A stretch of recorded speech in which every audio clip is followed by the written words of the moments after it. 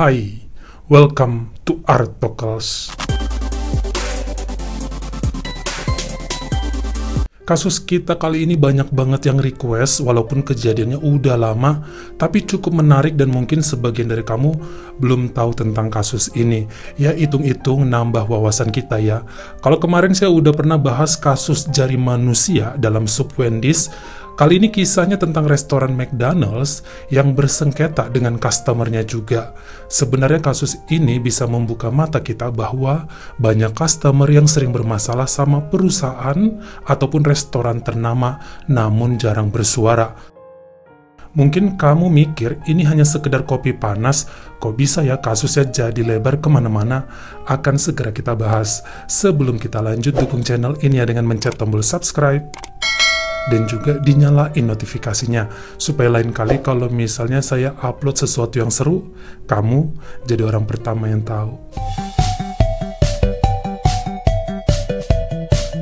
Kali ini saya mau ngajak kamu kenalan dengan seorang wanita yang sudah cukup tua saat peristiwa ini terjadi. Namanya adalah Stella Liebeck. Dia lahir pada 14 Desember 1912. Sebenarnya Stella aslinya berasal dari Inggris dan kemudian dia bersama keluarganya pindah ke New York, Amerika.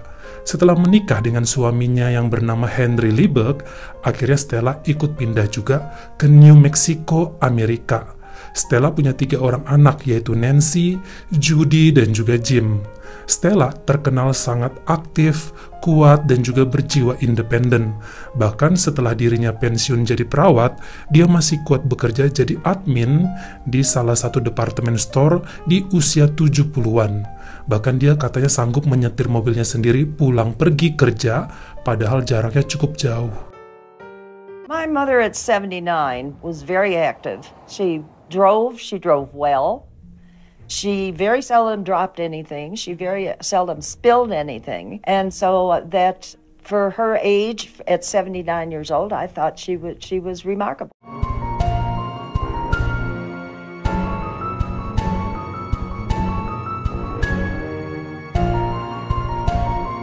Suami Stella pergi untuk selamanya pada tahun 1991. Saat itu usia Stella hampir 80 tahun.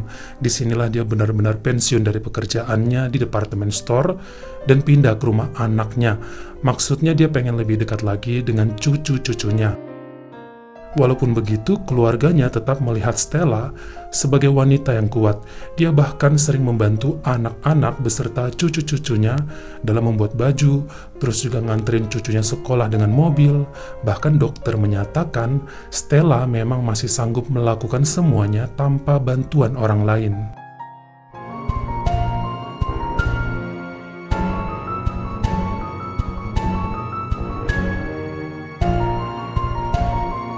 Tibalah kita pada 27 Februari 1992. Nah, waktu itu kebetulan anak paling bungsu yang bernama Jim datang untuk mengunjungi Stella di New Mexico.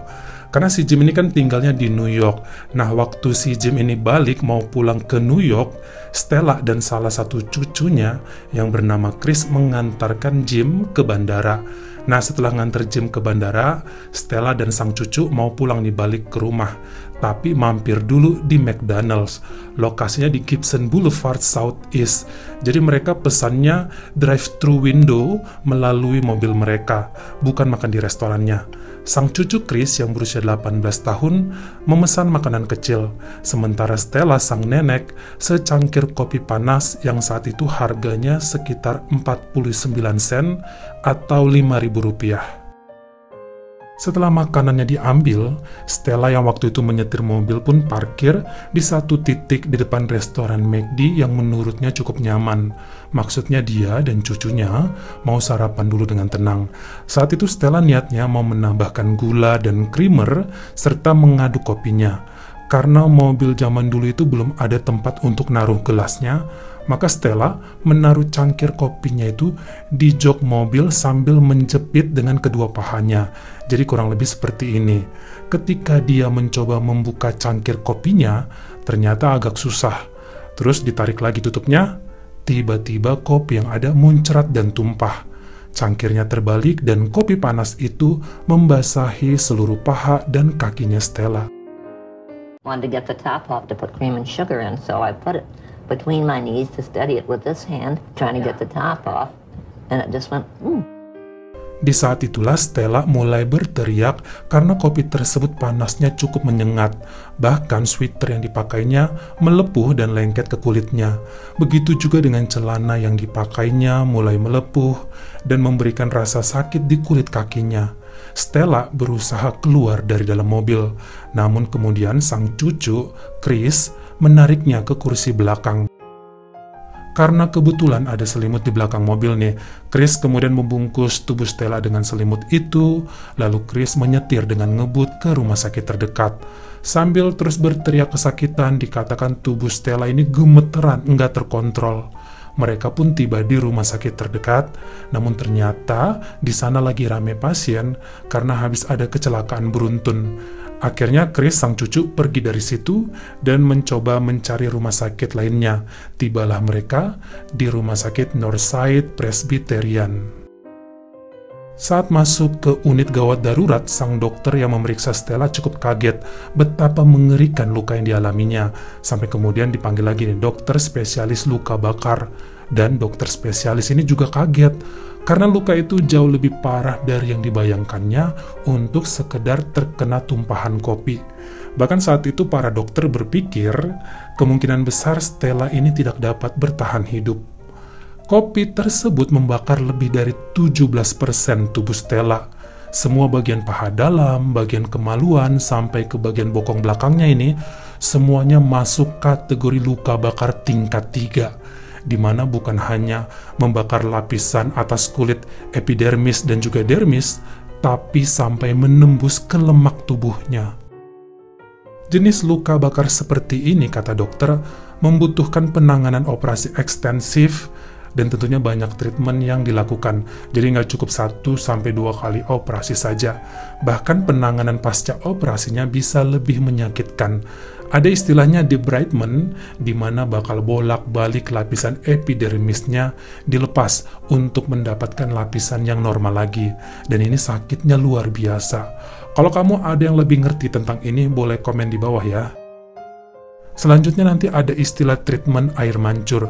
Jadi Stella bakal dimasukkan dalam wadah besar untuk menetralisir kulit yang terbakar guna membantu memperbaiki bekas luka.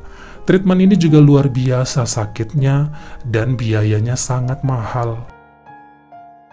Jadi Stella yang berusia hampir 80 tahun akan berada di rumah sakit untuk 8 hari pertama dengan berbagai macam treatment. Berat Stella yang tadinya 46 kg dalam 8 hari aja udah turun jadi 37 kg. Dia sangat kurus. Walaupun tadinya semua dokter dan perawat yakin Stella tidak akan bertahan hidup, akhirnya dia berhasil selamat. Namun penderitaan yang dirasakannya akan terus menghantui dia sampai dia benar-benar sembuh. Yang pasti biaya perawatannya tersebut sangat tinggi. Walaupun dia punya asuransi, ternyata Stella masih berhutang hampir $11.000 ke rumah sakit saat itu. Jadi kurang lebih 110 juta rupiah. Bahkan dia masih butuh dana lagi untuk berobat di bulan-bulan berikutnya. Yang parahnya lagi adalah putrinya, Nancy, yang harusnya bekerja, udah lama mengundurkan diri karena harus merawat Stella. Karena keluarganya mulai kehabisan uang untuk perawatan Stella, mereka mengajukan tuntutan kepada McDonald untuk bisa membantu Stella dalam menutupi biaya medis. Saat itu pihak keluarga membawa semua nota pembayaran medis untuk Stella yang setelah dijumlahkan nilainya $18.000 atau kurang lebih 180 juta rupiah saat itu. Nilai inilah yang mereka minta kepada pihak McDonald. Mereka juga katanya membawa surat dari dokter yang menyatakan betapa buruknya keadaan Stella kala itu. Menurut data pada tahun 1991 sampai 1992, ternyata McDonald ini omset dari penjualan kopinya aja $1,3 juta per hari di seluruh Amerika. Jadi 13 miliar rupiah per hari.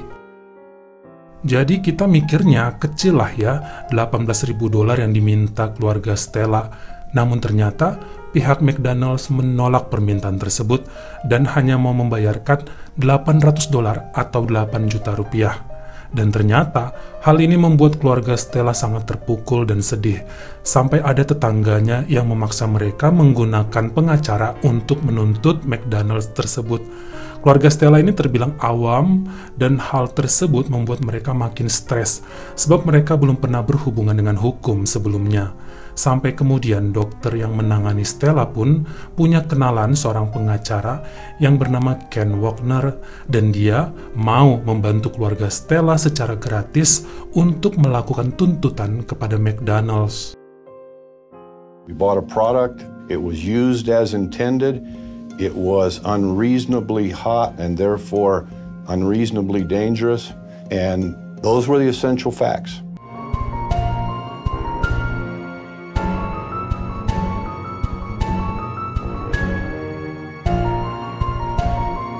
Pengacara Ken Wagner bersama dengan timnya meminta McDonald membayarkan $90.000 kepada Stella. McDonald menolak. Kemudian Ken Wagner untuk kedua kalinya meminta $300.000. Jadi jauh lebih tinggi dari yang pertama, tapi ditolak juga sama McDonald. Sampai akhirnya timnya si Ken Wagner membawa urusan ini ke pengadilan. Sidangnya dimulai pada 8 Agustus 1994. Sebenarnya keluarga Stella itu mintanya nggak macem-macem. Mereka hanya ingin McDonald menggantikan biaya medis $18.000 dan menurunkan suhu kopi mereka supaya nggak ada lagi korban-korban selanjutnya. Jadi cukup Stella aja yang mengalami luka bakar.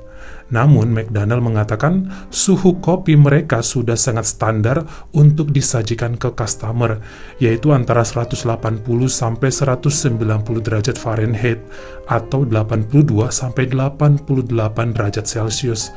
Namun ternyata menurut penyelidikan detektif, dalam 10 tahun terakhir, jadi dari tahun 1982 sampai 1992, McDonald memiliki lebih dari 700 customer yang kulitnya terbakar karena kena tumpahan kopi panasnya. Namun keluhan ini hanya ditanggapi oleh McDonald dengan membayar ganti rugi yang sedikit, dan customer tidak ada yang protes dengan ganti rugi yang kecil tersebut. Pihak McDonald's mengatakan mereka udah bikin di cangkirnya peringatan kopi panas. Namun bagi pihak penyelidik hal ini tetap bisa membahayakan seandainya customernya buta huruf atau nggak terlalu memperhatikan tulisan tersebut. Menurut pengacaranya McDonald saat itu, mereka membuat kopi sangat panas supaya banyak karyawan yang baru minum kopinya itu katanya setelah tiba di kantor nggak merasa wah kopinya udah dingin. Padahal menurut survei konsumen yang dilakukan, justru karyawan tidak pernah membawa kopinya sampai ke kantor. Mereka akan berhenti di suatu titik untuk menuang gula, creamer, dan meminum kopinya saat panas. Pihak McDonald menyalahkan Stella yang udah menumpahkan kopinya sendiri.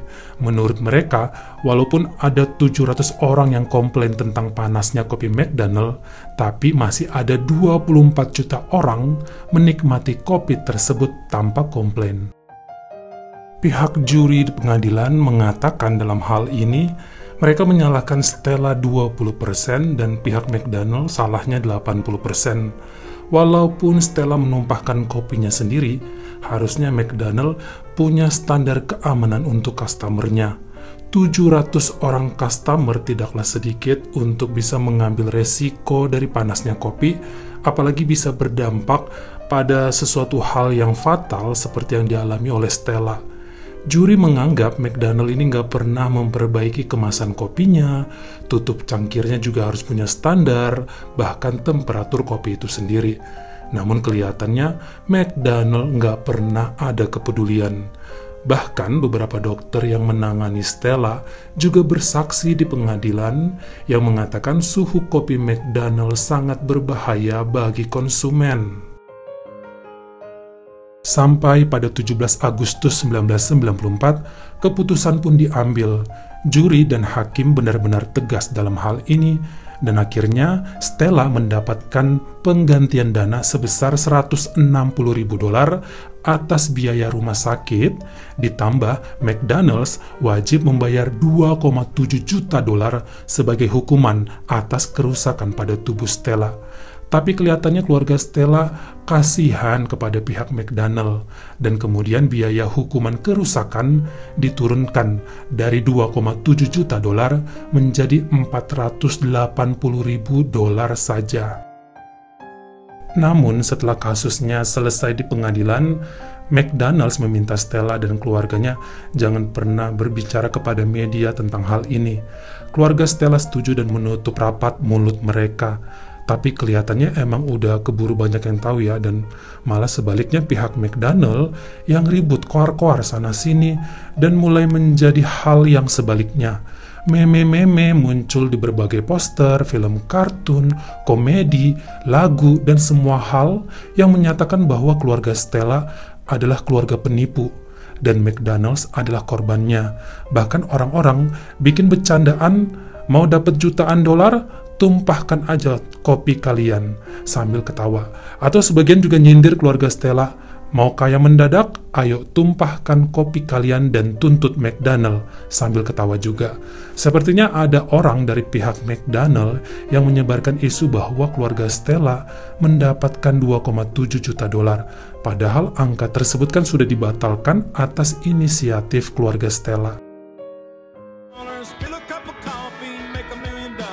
A woman was awarded $2.9 million in a lawsuit against McDonald's. She spilled hot coffee on her lap while sitting in her car and claimed it was too hot. My mother was made the villain in this story. It's like bullying. It feels like bullying. Keluarga Stella mulai mendapatkan hinaan dari berbagai LSM dan juga netizen. Bahkan mereka sering mendapatkan telepon dan juga surat yang mengancam akan menghabisi keluarganya, mengatakan mereka keluarga penipu dan telah sengaja menumpahkan kopi. Padahal yang netizen tidak tahu saat itu adalah kondisi sebenarnya dari Stella. Mereka nggak lihat foto luka-luka Stella dan nggak tahu tentang 700 korban kopi panas McDonald's. Bahkan netizen mentertawakan kasus Stella sebagai kasus nggak serius, tapi kok bisa dapat jutaan dolar. Dalam beberapa seminar, terkadang penceramah juga ngeledek keluarga Stella sebagai keluarga tukang bohong.